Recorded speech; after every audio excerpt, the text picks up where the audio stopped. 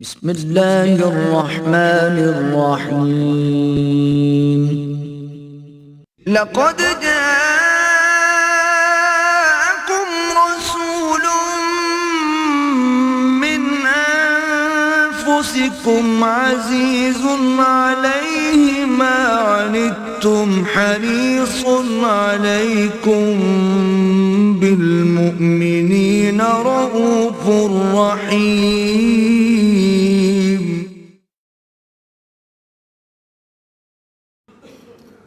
نحمده ونصلي على رسوله الكريم. اما بعد فقد قال الله تبارك وتعالى ما آتاكم الرسول فخذوه وما نهاكم عنه فانتهوا. صدق الله العظيم. وعن ابي هريرة عبد الرحمن بن صخر رضي الله تعالى عنه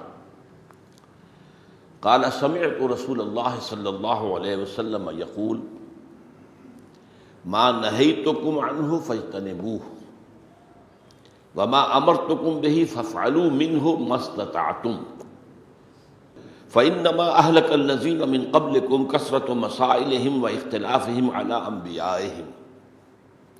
رواہ الامام البخاری رحمہ اللہ و امام مسلم رحمہ اللہ.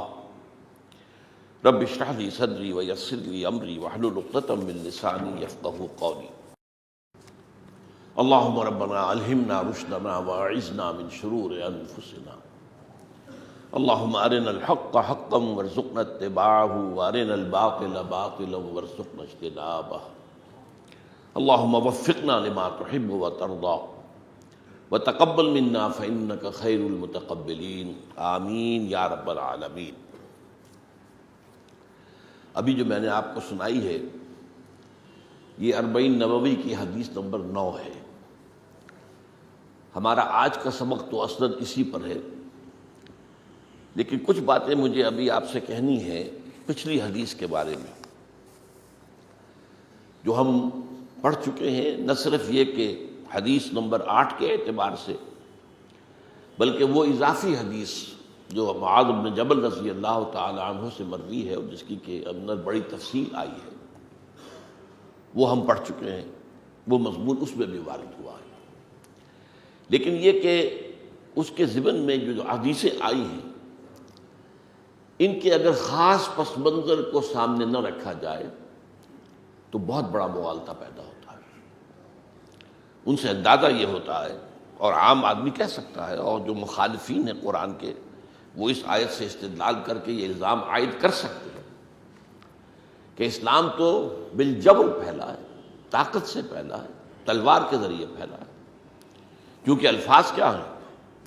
امرت ان اقاتل الناس، مجھے حکم ہوا ہے میں لوگوں سے جنگ کروں، حتی یشہدوا ان لا الہ الا اللہ وان محمد رسول اللہ، یہاں تک کہ وہ گواہی دے کہ اللہ کے سوا کوئی معبود نہیں اور یہ کہ محمد اللہ کے رسول ہے صلی اللہ علیہ وسلم. وَيُقِيمُوا الصَّلَاةَ وَيُؤْتُوا الزَّكَاةَ، اور نماز قائم کریں اور زکوٰۃ ادا کریں. تو اس حدیث کا متن تو بتا رہا ہے کہ بالجبر، بزور شمشیر لوگوں کو مسلمان بنایا گیا، جبکہ یہ واقعہ نہیں ہے. اس اعتبار سے پچھلی مرتبہ میں نے القتال فی القرآن والسیرہ، قتال فی سبیل اللہ کا ذکر جو قرآن میں ہے اور جو سیرت النبی سے ہمیں معلوم ہوتا ہے، اس کے حوالے سے میں نے بیان کیا تھا کہ 3 قسم کے قتال ہیں جو ہمیں قرآن میں اور سیرت النبی میں ملتے ہیں. پہلا قتال ہے بنیادی جو فریضہ حضور کا تھا، اللہ کے دین کو غالب کرنا. اس کے ضمن میں جبکہ دعوت اور تبلیغ کے ذریعے سے اتمام حجت ہو چکا ہو، اور دوسری طرف ایک معتدب تعداد میں لوگ تیار ہو چکے ہوں جو منظم بھی ہوں اور جان دینے کو تیار ہوں، اور یہ کہ وہ خود دین پر عمل پیرا ہوں، یہ 2 شرطیں پوری ہو جائیں تو پھر قتال. جو بھی مزاحم ہے راستے میں، اب اگر وہ کفار ہیں تو ظاہر بات ہے کہ کوئی اس میں شک و شبے کی گنجائش ہی نہیں کہ ان سے قتال ہوگا. لیکن فرض کیجئے کہ یہی کیفیت آج کسی مسلمان ملک میں ہو جاتی ہے. اب ہم معلوم ہے کہ ہم نام کے مسلمان ہیں نا دنیا میں، وہ جو 1.25 ارب یا 1.5 ارب مسلمان ہیں، اگر ہم واقعی مسلمان ہوتے تو کیا دنیا میں ذلیل و خوار ہوتے ہیں؟ آج کیوں ذلیل کے کل تک نہ تھی پسند گستاخی فرشتہ ہماری جناب میں؟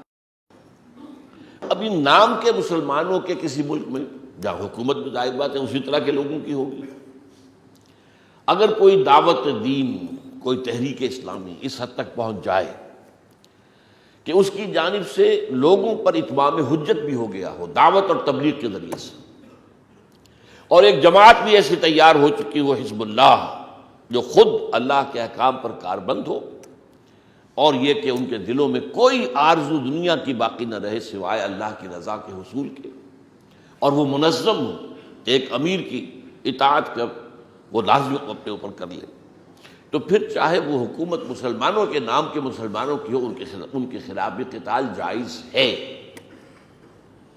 یہ قتال اس کو حرام کوئی نہیں کر سکتا۔ یہ کام کیا صرف غلام احمد قادیانی نے کہ دین کے لیے حرام ہے دوستو قتال، یہ اس نے کہا ہے، لیکن ظاہر بات ہے کہ وہ دائرہ اسلام سے خارج ہوا، اس نے نبوت کا دعویٰ کیا، خود کافر ہوا، اب ظاہر بات ہے جنہوں نے اس کو مانا وہ بھی کافر ہوئے۔ تو اس اعتبار سے یہ تو بہت گمراہ کن بات ہے کہ اب قتال ختم نہیں، قتال جاری رہے گا۔ ایک حدیث بھی ہے، القتال فی سبیل اللہ جہر منذ بعثنی اللہ الی ان یقاتل آخر هذه الامۃ الدجال، اللہ کی راہ میں جنگ کا معاملہ جاری رہے گا جس دن سے اللہ نے مجھے بھیجا ہے، اس دن سے لے کر اس وقت تک جبکہ میری امت کا آخری حصہ دجال کے خلاف جنگ کرے گا، تو قتال تو جاری رہے گا۔ لیکن ہاں یہ ضرور ہے کہ آج کے حالات میں اس کا ایک متبادل جو ہے وہ بھی موجود ہے، اور وہ کس وجہ سے کہ حکومت آج کل بہت طاقتور ہے، عوام جو ہیں وہ نہتے ہیں، حکومتوں کے پاس اسٹینڈنگ آرمیز ہیں لاکھوں کی تعداد میں، ان کے پاس جو ہے ہوائی جہاز ہیں، ایئر فورس ہے، ٹینک ہے، ہیلی کاپٹر گن شپس ہیں، اس لیے مقابلہ جو ہے وہ ان ایکول ہے۔ تو اس کا بدل وہ ہے کہ ایک منظم پرامن عوامی تحریک کا سیلاب آئے جو حکومت کو بہا کر لے جائے۔ اس میں قربانیاں دینی پڑیں گی، جو لوگ بھی یہ کام کریں گے پہلے ان پر فوج جو ہے ملک کی گولیاں چلائے گی، لیکن بالآخر جو ہے کچھ عرصے کے بعد فوج ہاتھ اٹھا دے گی کہ اب ہم اپنے ہم وطنوں کو زیادہ نہیں قتل کر سکتے۔ یہ ہو چکا ہے ہمارے ہاں 1977 کی تحریک میں ہو چکا ہے، اور یہ ہو چکا ہے ایران میں۔ لیکن بہرحال یہ قتال کی ایک شکل ہے، اور قرآن مجید میں اکثر و بیشتر جو قتال کا ذکر ہے وہ اسی نوعیت کا قتال ہے۔ دوسری نوعیت کا قتال جو آیا ہے، جس کا حکم آیا ہوا نہیں بالفعل، وہ سورہ توبہ کی ابتدائی 6 آیات اور ان احادیث کے اندر ہے۔ یہ قتال نہیں بلکہ قتل عام کہنا چاہیے، اس لیے کہ یہاں لفظ قتال آیا ہی نہیں، فقاتلوہ نہیں کہا ہے، فاقتلوہم حیث وجدتموہم، قتل کرو انہیں۔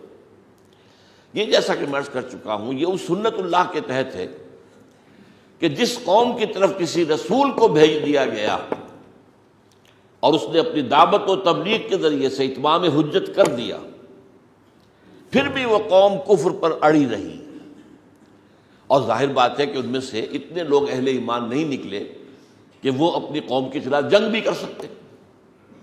تو اب اس کے بعد کیا شکل ہوتی تھی کہ اللہ تعالیٰ کی طرف سے عذاب استیصال آتا تھا، اس قوم کو نسیم منسیہ کر دیا جاتا تھا۔ اس نوع کی 6 قوموں کا ذکر قرآن مجید میں بار بار آتا ہے۔ قوم نوح ہلاک کی گئی، قوم ہود، قوم صالح، قوم لوط، قوم شعیب، آل فرعون، اور بار بار آتا ہے، بار بار آتا ہے، بار بار آتا ہے۔ یہ ہے قانون خداوندی، جس میں کہ اللہ تعالیٰ، جس کے بارے میں آج میں آیت نوٹ کر کے لایا ہوں، سورہ عنکبوت کی آیت نمبر 40، فَكُلًّا أَخَذْنَا بِذَنبِهِ، ہر قوم کو ہم نے پکڑا ان کے گناہ کی پاداش میں، فَمِنْهُمْ مَنْ أَرْسَلْنَا عَلَيْهِ حَاصِبًا، ایسی بھی قوم تھی جس پر ہم نے ایک تیز جھکڑ آندھی، ریحًا صرصرًا عاتیہ، وہ جو ہے ایسی مسلط کی کہ وہ سب کے سب جو ہے اس میں ہلاک ہوئے، اودھے منہ گرے، جیسے کہ کہا گیا ہے کانہم اعجاز نخل خاویہ، قوم ہود پر یہ عذاب آیا تھا، وہ چونکہ بڑے قداور لوگ تھے تو جو لاشیں پڑی ہوئی تھی لگتا تھا کھجور کے تنے پڑے ہوئے، تو یہ ایک حاسبہ ایک شکل ہے عذاب کی۔ وَمِنْهُمْ مَنْ أَخَذَتْهُ الصَّيْحَةُ، ان میں ایسے بھی تھے جن پر ایک چنگھاڑ آئی، ایسی زور کی آواز کہ جس کے نتیجے میں سب ہلاک ہو گئے۔ اور یہ سچی طرح سمجھ لیجئے آخری جو ہونے والی ہے قیامت والی ہلاکت وہ بھی آواز سے ہوگی، سور پھونکا جائے گا، یہ سور کی آواز۔ آپ نے کبھی کبھی دیکھا ہوگا کہ مسجدوں میں نماز کے دوران لاؤڈ سپیکر جو اپسیٹ ہو اور وہ چیخ مارنی شروع کر دے تو واقعہ یہ ہے کہ جان پر بن جاتی ہے لوگوں کی، اس لیے کہ تیز یہ جو آواز ہے اس کے اندر بھی ہلاکت خیزی موجود ہے۔ اس اعتبار سے کسی پر ہم نے چنگھاڑ بھیج دی۔ وَمِنْهُمْ مَنْ خَسَفْنَا بِهِ الْأَرْضَ، ایسے بھی ہوئے جن کو ہم نے زمین کے اندر دھسا دیا۔ وَمِنْهُمْ مَنْ أَغْرَقْنَا، اور ان میں سے وہ بھی تھے جنہیں ہم نے غرق کیا۔ اول و آخر غرق ہے، قوم نوح غرق کی گئی، آل فرعون غرق کیے گئے۔ وَمَا كَانَ اللَّهُ لِيَظْلِمَهُمْ وَلَٰكِنْ كَانُوا أَنفُسَهُمْ يَظْلِمُونَ، اور یہ اللہ ان پر ظلم کرنے والا نہیں تھا بلکہ انہوں نے خود اپنے اوپر ظلم کیا تھا۔ تو یہ دوسری قسم کا یہ ہوا ہے حضور کی قوم پر، بنی اسماعیل پر۔ حضور کی دو بعثتیں ہیں، بعثت خصوصی الی امیین، هو الذی بعث فی الامیین رسولا منہم، انہی میں سے آپ تھے۔ تو امیین پر آخری درجے میں اتمام حجت ہو گیا حضور کی طرف سے، اس لیے کہ امیین ہی کی زبان میں قرآن بھی نازل ہوا ہے، لہذا وہ اب کسی رعایت کے مستحق نہیں تھے۔ تو ان پر ایک عذاب تو آیا ہے غزوہ بدر میں، 70 ان کے جو ہے بڑے بڑے سردار مار گئے، یہ پہلی قسط تھی۔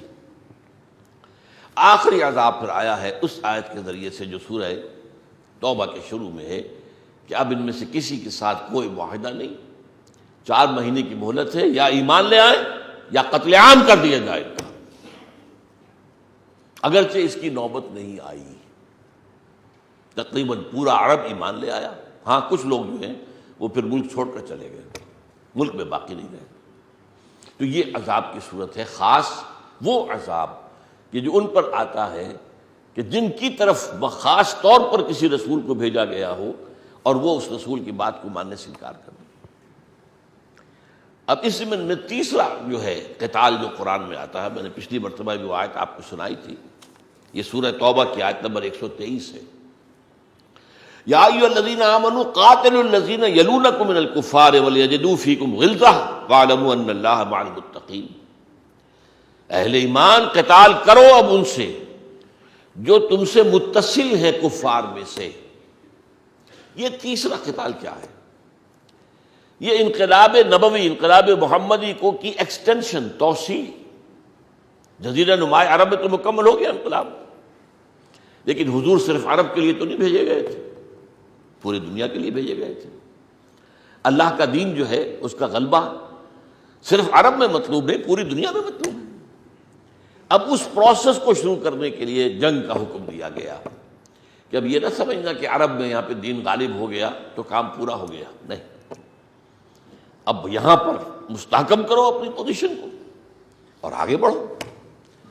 سلطنت روما کے خلاف جنگ، سلطنت ایران کے خلاف جنگ، یہ اس تیسری کیٹیگری میں ہے۔ تو یہ 3 کیٹیگریز جو ہیں ڈسٹنکٹلی سامنے رہنی چاہیے۔ اب نوٹ کیجئے، ان میں سے جہاں تک نمبر 2 کا تعلق ہے، عذاب استیصال، وہ اب کسی قوم پر نہیں آئے گا، اس لیے کہ کوئی رسول اب آنا نہیں۔ اس میں البتہ ایک استثناء ہے، لیکن پہلے بات یہ سمجھ لے، نمبر 1 قتال بھی ہو سکتا ہے، اگرچہ اس کا ایک بدل کیا ہے، ایک پرامن احتجاجی اور مطالباتی عوامی تحریک، یہ اس کا بدل ہے۔ 1 وے قتال، 2 وے نہیں، یک طرفہ جنگ، غیر مسلح بغاوت۔ اور نمبر 3 جو ہے وہ ہے اس انقلاب کو پھر آگے ملکوں میں پھیلانے کے لیے۔ نمبر 2 ہے بیچ کا اس کا اب کوئی نیا امکان نہیں ہے، لیکن تاریخ کا ایک قرض جو ہے موجود ہے اور اس شکل میں ہوگا، وہ استثناء۔ وہ کیا ہے؟ وہ ہے یہود۔ یہود کی طرف اللہ نے حضرت عیسیٰ علیہ السلام کو بھیجا، رسولاً الی بنی اسرائیل، سورہ آل عمران میں کھلم کھلا موجود۔ وَإِذْ قَالَ عِيسَى ابْنُ مَرْيَمَ يَا بَنِي إِسْرَائِيلَ إِنِّي رَسُولُ اللَّهِ إِلَيْكُمْ، میں تمہاری طرف اللہ کا رسول بنا کر بھیجا گیا ہوں۔ پوری دنیا کے لیے نہیں تھے، پوری دنیا کے لیے تو صرف ایک ہی رسول بھیجے گئے، وہ محمد ہے صلی اللہ علیہ وسلم۔ آپ سے پہلے کوئی اپنی اپنی قوم، تو قوم بنی اسرائیل کی طرف بھیجے گئے حضرت عیسیٰ۔ اب وہاں کیا ہوا؟ انہوں نے صاف انکار کیا، صرف انکار نہیں کیا، ان پر بیہودہ الزام لگائے، انہیں جادوگر قرار دیا، انہیں کافر قرار دیا، انہیں مرتد قرار دیا، انہیں جو ہے ولد الزنا قرار دیا، باسٹرڈ، اس لیے کہ وہ ان کے خیال میں تو وہ تو یوسف نجار کا بیٹا تھا، یوسف نجار سے حضرت مریم کی نسبت طے ہو گئی تھی، یہ ان کی تاریخ ہے۔ ابھی وداعی نہیں ہوئی تھی، لیکن اس سے پہلے ہی ان کے خیال میں ان کے درمیان معاملہ ہوا، تعلق جو ہے جنسی، اور حضرت عیسیٰ علیہ السلام اس کا نتیجہ ہے، تو باسٹرڈ ہوئے، معاذ اللہ ثم معاذ اللہ۔ لیکن یہ کہ اس قوم نے حضرت مسیح کو اپنے بس پڑتے سولی پر چڑھوا کے دم لیا۔ اب وہ مستحق ہو چکے تھے عذاب استیصال کے، آیا نہیں۔ کیوں نہیں آیا؟ اس کا جواب بہت مشکل ہے، یہ تو اللہ تعالیٰ کی حکمت ہے، اس کی مشیت ہے۔ ایک توجیہ میرے سامنے ہے، وہ میں عرض کروں گا ابھی، لیکن ظاہر بات ہے کہ اس پر مجھے کوئی یقین والی بات نہیں، ایک توجیہ ہے۔ اللہ تعالیٰ نے اس معاملے کو سسپینشن میں ڈال دیا ہے، ان کے رسول کو اٹھا لیا۔ یہ بھی تو کسی اور رسول کے ساتھ نہیں ہوا، سولی پر نہیں چڑھنے دیا۔ سولی پر کون چڑھا؟ یہ خود ان کی ایک انجیل بتاتی ہے کہ جیوڈاس اسکیریوٹ، جو 12 حواریوں میں سے ایک تھا، جس نے غداری کر کے حضرت مسیح کو گرفتار کروایا تھا، اس کی شکل بدل دی گئی حضرت مسیح کی سی، اور اسے پکڑا گیا اور وہ سولی چڑھا، اور وہ اس کا مستحق تھا، غداری کی سزا اسے ملنی چاہیے تھی۔ یہ نہیں کہ کسی اور انسان کو پکڑ کر حضرت عیسیٰ کی شکل بنا دی جاتی، تو ظاہر بات ہے اس انسان کا کیا قصور تھا، یہ تو غدار تھا، یہ مستحق تھا۔ بہرحال اللہ نے حضرت عیسیٰ کو اٹھا لیا اور قوم کو مہلت دے دی۔ وہ مہلت ابھی تک جاری ہے، چل رہی ہے، لیکن قانون خدابندی نافذ ہو کر رہے گا۔ حضرت عیسیٰ ہی دوبارہ آئیں گے علیہ الصلوۃ والسلام، اور انہی کے ذریعے سے ان کی قوم کے اوپر آخری ہلاکت کا عذاب استیصال یہ ان کے اوپر نافذ ہو، یہ ہونا ہے، جس کی خبریں جو ہیں صحیح احادیث کے اندر دی گئی ہیں، جن میں کسی شک و شبے کی گنجائش نہیں۔ صحیحین کی نزول عیسیٰ پر جس شخص کا ایمان نہیں ہے، میں سمجھتا ہوں اس کا قرآن پر ایمان نہیں ہے۔ رفع مسیح اور نزول مسیح، یہ دونوں چیزیں جو ہے ہمارے یقین اور ایمان میں شامل ہیں، اس لیے کہ اتنی واضح متواتر احادیث سے ثابت ہے کہ ان کا انکار گویا کہ حدیث کا انکار ہو جائے گا۔ ہیں ایسے لوگ، بدبخت لوگ موجود ہیں، لیکن یہ کہ بہرحال یہ جو ہونا ہے حضرت مسیح ہی کے ہاتھوں ان کا آخری انجام ہوگا، اور ان کا جو اینٹی کرائسٹ کھڑا ہوگا، جو کہے گا میں ہوں مسیح، وہ دجال، مسیح الدجال، اس کو حضرت مسیح ختم کریں گے اپنے ہاتھ سے، اور اس کے بعد قتل عام ہوگا ان کا، کوئی یہودی نہیں بچے گا۔ البتہ یہ جو عیسائیوں کا ایک فرقہ ہے پروٹیسٹنٹس، اور ان میں سے آج کل جو بہت ایکٹیو ہیں ایونجلسٹ، ان کا ایک رسالہ نکلتا ہے، میں نے پہلے بھی ذکر کیا تھا، فلاڈلفیا شہر ہے امریکہ کا، فلاڈلفیا ٹرمپٹ، اس کے ایڈیٹر نے لکھا ہے کہ 80% یہودی قتل ہو جائیں گے، صرف 20% بچیں گے۔ کیوں؟ میں اس کو تسلیم کرتا ہوں، اس کا امکان ہے کہ ہو سکتا ہے یہودیوں میں سے 20% اب آمد ثانی حضرت مسیح کی جب ہو تو ایمان لے آئیں، یہ ہو سکتا ہے، جب دوبارہ آئیں گے تو 20% ہو سکتا ہے ایمان لے آئیں، تو وہ بچ جائیں۔ لیکن جو بھی کفر پر اڑا رہے گا وہ لازماً قتل ہوگا، یہاں تک آتا ہے کہ اگر کوئی یہودی کسی پتھر کے پیچھے چھپے گا تو پتھر بولے گا اے مسلمان، اے بھائی میرے، آؤ ذرا میرے پیچھے یہودی چھپا ہوا سے قتل کرو۔ کسی درخت کے پیچھے چھپے گا تو درخت بھی بولے گا، سوائے ایک درخت غرقد کے، جس کی کہ انہوں نے بڑے پیمانے پر کاشت کی ہے اسرائیل میں غرقد کی، وہ ہماری احادیث کو جانتے ہیں۔ اس حوالے سے سمجھ لیجئے کہ یہ 30 ان کا بھی قانون خداوندی جو ہے یہ ختم نہیں ہوگا، یہ تھوڑا سا گیپ ڈال دیا گیا ہے، یعنی سینٹنس تو ہو چکا ہے، ایگزیکیوشن نہیں ہوئی، وہ ایگزیکیوشن جو ہے ڈیفرڈ ہے، لیکن ہوگی حضرت مسیح ہی کے نزول کے بعد، جو ان کے رسول تھے۔ یہ معاملہ، اور اس کے ساتھ ہی حضرت مسیح جب آئیں گے، یکسر الصلیب و یقتل الخنزیر، حدیث کے الفاظ یہ ہیں، صلیب کو توڑ دیں گے، خنزیر کو قتل کر دیں گے۔ یعنی یہ جو دو چیزیں انہوں نے گھڑ لی ہیں عیسائیوں نے، صلیب پر حضرت عیسیٰ مصلوب ہوئے، اب وہ ان کا نشان ہے قومی، حضرت مسیح کہیں گے میں صلیب ہوا ہی نہیں، یہ کیا تم نے کہانی بنا رکھی ہے، لہذا صلیب ختم، عقیدہ صلیب ختم تو عیسائیت ختم، عیسائیت تو کھڑی عقیدہ صلیب کے اوپر۔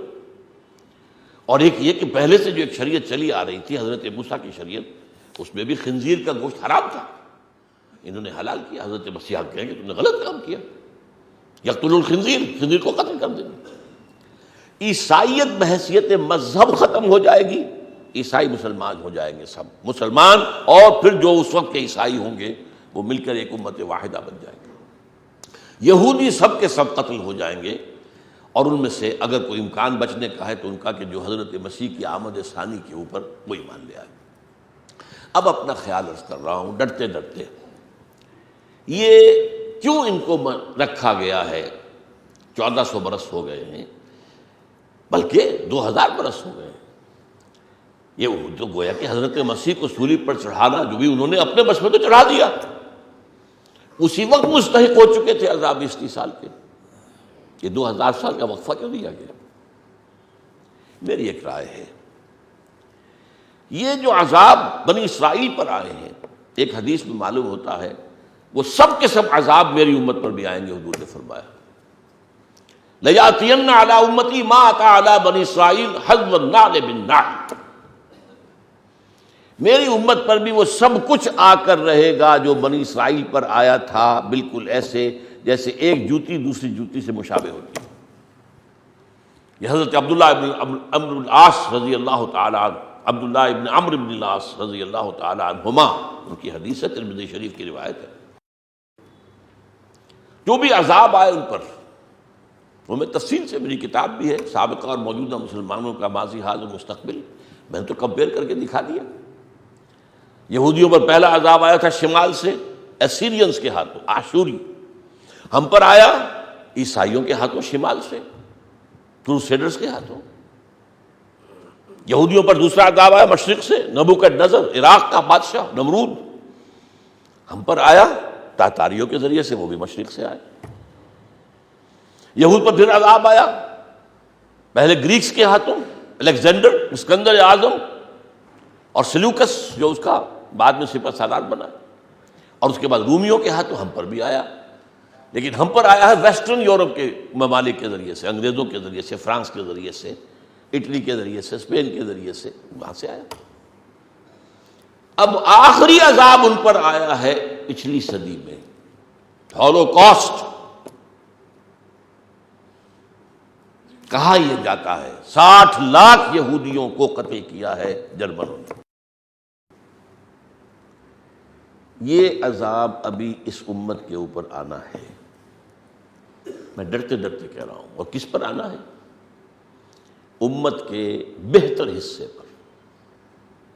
وہ بہتر حصہ کون سا ہے؟ امیین، بنی اسماعیل۔ اس وقت پوری امت مسلمہ مجرم ہے کہ کسی دنیا میں ایک کونے میں بھی ہم نہیں دکھا سکتے کہ آؤ لوگوں یہ یہاں پر اسلام ہم نے قائم کر کے دکھا دیا تمہیں، آ کے دیکھ لو، یہ نظام عدل اجتماعی یہاں موجود ہے، اپنی آنکھوں سے آ کر مشاہدہ کر لو، اس کی برکات دیکھ لو آ کر۔ ایک انچ زمین بھی نہیں، تو ہم مجرم ہیں۔ لیکن ہم مجرموں میں سب سے بڑے مجرم عرب۔ کیوں؟ ہمارے لوگوں کے لیے تو قرآن جو ہے اجنبی کتاب ہے، اجنبی زبان ہے۔ وہ جو ہے چٹائی توڑ تعلیم حاصل کریں، عربی سیکھیں تو قرآن سمجھیں گے نا، ان کی اپنی زبان میں قرآن، تو ان کو ایک رتبہ بھی ملا تھا کہ حضور ان میں سے تھے، جن کے رتبے ہیں سوا، ان کی سوا مشکل ہے، جن کا مقام اونچا ہوتا ہے ان کا محاسبہ بھی اتنا ہی سخت ہوتا ہے۔ جیسے سورہ احزاب میں فرمایا ہے، نبی کی بیویوں تم عام عورتوں کی مانند نہیں ہو، اگر تم نے کوئی غلط حرکت کی تو تمہیں دوہرا سزا ملے گی، کیوں؟ تمہارا مقام دوسروں سے مختلف۔ یہ عذاب ہے جو عربوں پر یہودیوں کے ہاتھوں آنا ہے، آرمگڈون۔ یہ جو تھرڈ ورلڈ وار آپ اخباروں میں پڑھتے رہتے ہیں، تھرڈ ورلڈ وار، اس کے لیے فضا تیار ہو رہی ہے، مڈل ایسٹ اس کا میدان جنگ ہوگا۔ یورپ جو ہے ورلڈ وارز کا اپنا حصہ ادا کر چکا، کروڑوں یورپین قتل ہوئے ہیں فرسٹ ورلڈ وار اور سیکنڈ ورلڈ وار میں۔ اب وہ کہتے ہیں اب جو جنگ ہوگی وہ ایشیا میں ہوگی اور وہ مڈل ایسٹ میں ہوگی، اور ظاہر بات ہے وہاں عرب آباد ہے، وہاں کیا ہوگا؟ احادیث میں یہاں تک الفاظ ہیں کہ اگر ایک شخص کے 100 بیٹے ہوں گے تو 99 ختم ہو جائیں گے، ایک بچے گا، یہ حدیث ہے۔ اور اتنی لاشیں پڑی ہوں گی زمین پر کہ ایک پرندہ جو ہے اڑتا چلا جائے گا، نفاست پسند پرندہ، ایک تو ہوتے ہیں مردار خور، وہ تو جو ہے لاشوں پر جھپٹتے ہیں، جا کر کھاتے ہیں، وہ چاہے کوے ہوں چاہے گدھ ہوں، لیکن جو نفاست پسند پرندہ ہے وہ کبھی بھی گندگی پر نہیں اترتا۔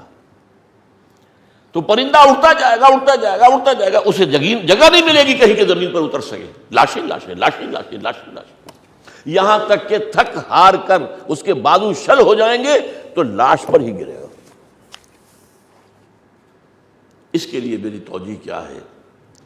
چونکہ اس امت کو تمام امتوں پر فضیلت دی گئی ہے، اس امت کا جو افضل حصہ ہے اس پر جو عذاب اللہ کا آنا ہے۔ آج کیا ہو رہا ہے؟ ارب ارب ڈالر کے محل بنائے جا رہے ہیں، 6 سٹار 7 سٹار ہوٹل تو اب عرب ممالک میں بن رہے ہیں، جہاں صرف داخلہ کئی $100 دے کر ہوتا ہے۔ جس طرح کے کارنش انہوں نے اپنے سجائے ہیں پورے امریکہ میں کہیں نہیں ہے۔ میں گھوما ہوں، میں نے مغربی ساحل بھی دیکھا ہے، مشرقی بھی دیکھا ہے، جنوبی بھی دیکھا ہے، سب دیکھا ہے۔ اس وقت کچھ کیا ہے؟ یتطاولون فی البنیان، یہ عمارتیں بنانے میں ایک دوسرے کا مقابلہ کریں گے اونچائی کے اندر۔ تو یہ ہے اصل میں میرے نزدیک ایک کہاوت ہے، وہ مولانا اصلاحی صاحب سنایا کرتے تھے کہ ان کے علاقے میں ایک رواج تھا، وہ چونکہ خود بھی راجپوت تھے، کہ اگر کوئی نوجوان راجپوت کوئی بڑی گری ہوئی حرکت کرتا تھا، فرض کیجئے، تو اس کے سر پر جوتے لگواتے تھے چمار کے ہاتھوں، یعنی راجپوت کے سر پر راجپوت کا جوتا پڑ گیا تو جوتا تو ہے چلو، لیکن جب چمار کا جوتا پڑے گا تو اس کو انگریزی میں کہتے ہیں to add insult to injury, جو تکلیف ہونی ہے وہ تو ہونی ہے جوتے کی، لیکن انجری اس کے اندر کیا ہوگی، انسلٹ کیا ہوگی کہ چمار جو ہے وہ جوتا پڑے گا۔ تو یہ دین الہی کے اعتبار سے یہودی چمار ہیں، مغضوب علیہم قوم، یہ جو تھوڑا سا سہارا دیا گیا ہے یہ مسلمانوں کی آزمائش کے لیے، انہیں جو اللہ نے کچھ سہارا دے دیا ہے، اور دنیا کے اندر وہ اس وقت جو ہے ناچ کود رہے ہیں، اچھل کود رہے ہیں، ان کے پاس ہتھیار ہیں، 100 سے زیادہ تو ایٹم بم ان کے پاس ہے، غالباً 120 کی عادت آتا ہے، یہ سب کچھ ہے۔ تو عربوں پر جو افضل ترین ہوئے انسانوں میں سے، اس لیے کہ ان میں سے تھے محمد رسول اللہ صلی اللہ علیہ وسلم جو افضل ترین ہے تمام انبیاء اور رسول میں، ان کو ان چماروں کے ہاتھوں سزا دی جائے گی۔ لیکن اس کے بعد پھر حضرت مسیح کا نزول ہو کر ٹیبل ول بی ٹرنڈ، اور پھر یہ چمار ہلاک کیے جائیں۔ لیکن اس سے پہلے ایک گریٹر اسرائیل وجود میں آ جائے گا۔ کیوں؟ ابھی یہ چھوٹا سا ملک ہے، بہت 30-35 لاکھ بھی یہودی وہاں ہیں، صرف ٹوٹل یہ ہیں 1.25 کروڑ ہے پوری دنیا میں، لیکن ظاہر بات ہے وہ 1.25 کروڑ اس چھوٹے سے ملک میں تو نہیں سما سکتے۔ اب ان کو ایک چاہیے greater Israel, from Nile to Euphrates کہتے تھے پہلے، کہ دریائے نیل سے دریائے فرات تک اب شیرون نے کہا ہے، یہ جو عراق کی جنگ ہوئی ہے اور جس میں کہ ختم ہوا صدام، کہ اب ہمارا مطالبہ جو ہے فرام نائل ٹو دجلہ، دجلہ تک، اور اس میں اور اوپر جو ہے ترکی تک جائے گا، ترکی کا ایک حصہ بھی اس میں آئے گا، اور نیچے سعودی عرب تک بھی جائے گا۔ مدینہ نہیں پہنچیں گے لیکن اس تک پہنچ جائیں گے۔ یہ حدیث میں مدینے میں دجال داخل نہیں ہو سکے گا لیکن اس تک پہنچائے گا، اس کے قریب تر پہنچ جائے گا۔ اتنی بڑی ریاست ہوگی، پورا شام، پورا فلسطین، پورا لبنان، پورا شرق اردن، پورا عراق تقریباً، اور جو سینائی پیننسلا، اور ادھر مصر کا جو زرخیز ترین حصہ ہے وہ تو وہی جو نیل کا ڈیلٹا ہے، باقی جو سارا مصر جو ہے صحرا ہے۔ وہ تو دریائے نیل کے 10 میل ادھر 10 میل ادھر آپ کو جو ہے وہ ہریاول نظر آئے گی۔ اگر ہوائی جہاز سے آپ سفر کر رہے ہو تو معلوم ہوتا ہے ایک لکیر ہے، اور آپ کو یہی نظر آتا ہے پاکستان میں ایک لکیر ہے دریا کی، دریائے سندھ، اس کے کچھ ادھر جو ہے سرخیزی ہے، کچھ ادھر درخیزی ہے، باقی تو سارا کا سارا ادھر ڈیزرٹ، تھر کا ڈیزرٹ، اور ادھر جو ہے وہ بلوچستان کا ڈیزرٹ اور سطح مرتفع، بیچ میں بس یہ ایک لکیر چلتی ہے، جہاں پانی ہوتا ہے وہیں آبادی ہوتی ہے۔ تو یہ سارا ایک گریٹر اسرائیل وجود میں آئے گا، اور پھر ساری دنیا سے تمام یہودیوں کو جھاڑو پھیر کر وہاں جمع کر لیا جائے گا۔ اس کا ذکر بھی سورہ بنی اسرائیل میں موجود ہے۔ فَإِذَا جَاءَ وَعْدُ الْآخِرَةِ جِئْنَا بِكُمْ لَفِيفًا، لفافہ آپ کہتے ہیں نا لپیٹنے والی شے، لفیفہ، لپیٹ کر تمہیں لے آئیں گے، تاکہ ایک ہی ملک میں جو ان کا گریٹر اسرائیل ہوگا، greater graveyard of the Jews وجود میں آ جائے۔ تو یہ سمجھ لیجئے کہ استثناء جو ہے صرف ایک عرصہ بیچ میں دے دیا گیا ہے، اور اس کی جو حکمت میرے سامنے ہے واللہ عالم، کیونکہ احادیث صحیحہ میرے سامنے ہے، جو حضور نے ہلاکت خیز جنگوں کی خبر دی ہے۔ کتاب الملاحم جو ہے حدیث کی کتاب میں باقاعدہ ابواب ہے، کیسی کیسی جنگیں ہوئی، جن میں الملحمۃ العظمیٰ، عظیم ترین جنگ، اس کا بھی ذکر ہے۔ اسی کو عیسائی آرمگیڈون کہتے ہیں۔ بہرحال یہ تو میں نے حدیث نمبر 8 کے ضمن میں مزید عرض کیا۔ آج ہم چلتے ہیں آگے، حدیث نمبر 9 میں پڑھ چکا ہوں، یہ بہت سادہ سی حدیث ہے، اور اس پر ہمارے پہلے ایک درس میں گفتگو ہو بھی چکی ہے۔ حضرت ابو ہریرہ فرماتے ہیں رضی اللہ تعالی عنہ کہ حضور کو میں نے یہ فرماتے ہوئے سنا کہ اے مسلمانوں، ما نہیتکم عنہ فاجتنبوہ وما امرتکم فافعلوا منہ ما استطعتم فانما اہلک الذین من قبلکم کثرۃ مسائلہم واختلافہم علی انبیائہم۔ یہ مضمون جیسا کہ میں نے آپ کو بتایا، اس سے پہلے ہم حدیث پڑھ چکے ہیں، الحلال بین والحرام بین وبینہما امور مشتبہات لا یعلمہن کثیر من الناس۔ حلال بالکل واضح ہے، حرام بالکل واضح ہے، بیچ میں مشتبہات ہیں، شک سا پڑ جاتا ہے، پتہ نہیں یہ شے حلال ہے کہ نہیں ہے، ہو سکتا ہے حلال ہے، ہو سکتا ہے حرام۔ تو جس شخص نے ان مشکوک چیزوں سے اپنے آپ کو بچا لیا، اس نے اپنے دین کی حفاظت کر لی۔ مشتبہ چیزوں سے بچو۔ اگرچہ میں عرض کر چکا ہوں اس حدیث کے ضمن میں کہ لیگل لیول پر، قانونی سطح پر جس شے کو حرام ثابت نہ کیا جا سکے وہ حلال ہے۔ یعنی اصول یہ نہیں ہے کہ جس شے کو حلال ثابت نہ کیا جا سکے وہ حرام ہے، نہیں۔ اگر ایسا ہوتا تو حلال کا دائرہ بہت محدود ہو جاتا۔ نہیں، جو چیز از روئے قرآن و سنت، از روئے نصوص قرآن و حدیث جو چیز حرام ثابت نہیں ہوتی وہ حلال ہے، اس کو مباح کہیں گے، پرمیسیبل۔ لیکن اگر اس کے اندر کوئی حصہ ایسا ہے جس میں شبہ ہے تو اپنے دین کو اگر بچانا ہے تو ان مشتبہات سے بھی بچو۔ اب وہی بات یہاں آ رہی ہے، دیکھو جس چیز سے میں نے تمہیں روک دیا ہے، ما نہیتکم عنہ فاجتنبوہ، اس سے باز رہو، وما امرتکم بہ فافعلوا منہ ما استطعتم، اور جس چیز کا میں تمہیں حکم دیتا ہوں، میں نے حکم دیا ہے، اپنے مقدور بھر اس پر عمل کرو۔ لیکن یہ کہ مین میخ نکالنا، بال کی کھال اتارنا، کثرت و مسائلہم، پہلی قوموں کو ہلاک کیا اس چیز نے کہ وہ اپنے انبیاء سے بہت سوال کرتے رہے، حضرت اس طرح ہو تو یوں ہو جائے گا تو کیا ہو جائے گا، اور حضرت اگر یوں ہو جائے تو کیسا ہو جائے گا، اور حضرت اگر یہ ہو تو کیا ہوگا۔ اس سے روکا گیا، اس لیے کہ اس میں اگر اللہ اور اس کے رسول نے بات کھلی چھوڑی ہے تو تمہیں ایک آزادی دے رکھی ہے، اور تم اللہ اور اس کے رسول کی طرف سے کمٹ کرا کر لوگوں کے لیے وہ جو دائرہ ہے اس کو تنگ کرا دو گے۔ جیسے کہ بڑی مشہور حدیث ہے، جب حج کی فرضیت کی آیت اتری ہے اور حضور نے حج کے فرض ہونے کا اعلان کیا، اب ایک شخص کھڑا ہو گیا، حضور کیا ہر سال فرض ہے؟ حضور نے ادھر سے رخ پھیر لیا، وہ ادھر آ گیا، حضور کیا ہر سال فرض ہے؟ حضور نے پھر اس کا جواب نہیں دیا، تیسری مرتبہ کہا تو آپ نے ڈانٹ دیا، اگر میں کہہ دوں کہ ہاں تو یہ فرض ہو جائے گی تم پر ہر سال، کیوں سوال کرتے ہو؟ کسی کے لیے ہر سال کرنا ممکن ہو کرے، لیکن یہ کہ حج فرض ہے ایک ہی مرتبہ پوری زندگی۔ اب اس کو اوپر جو ہے اس طرح کے سوالات کر کے وہ دائرہ جو ہے شریعت کا وہ تنگ سے تنگ تر کرا دینا، یہ کچھ لوگوں کا ایک ذوق ہوتا ہے، ایک ان کا مزاج ہوتا ہے، جس کے لیے وہ تکلف کرتے ہیں اور تقشف۔ تقویٰ کا ایک صاحب نے اس کے لیے اصطلاح استعمال کی ہے، تقویٰ کا ہیضہ۔ بھائی جو شے کھلی حرام ہے اس سے بچو، ہاں اپنے دل سے پوچھ لیا کرو۔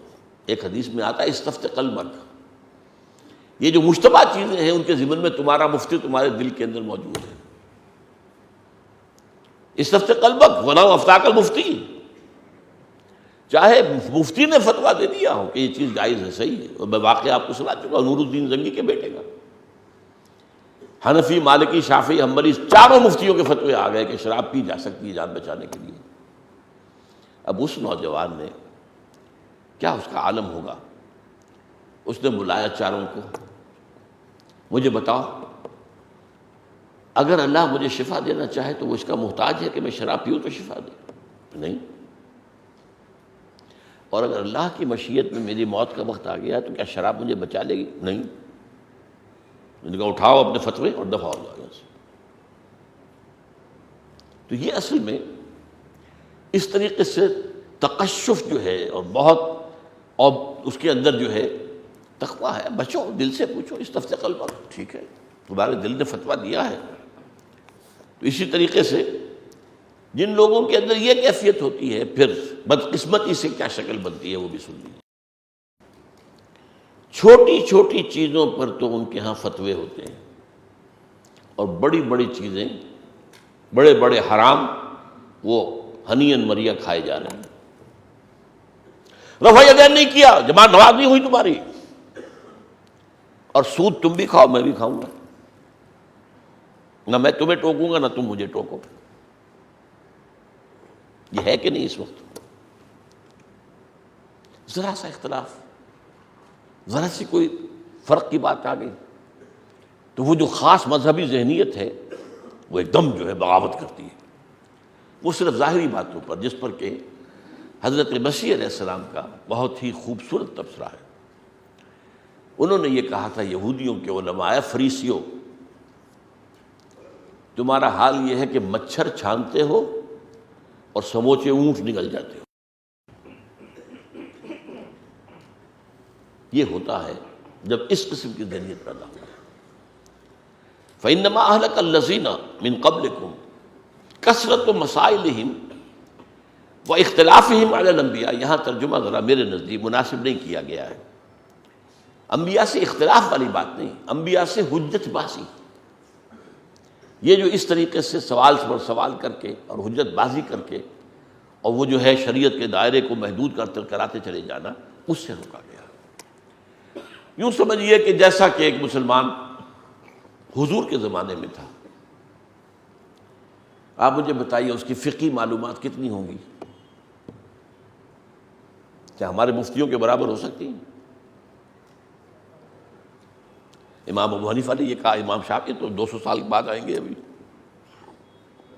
یہ باریکیاں تھیں وہاں کیا بات تھی؟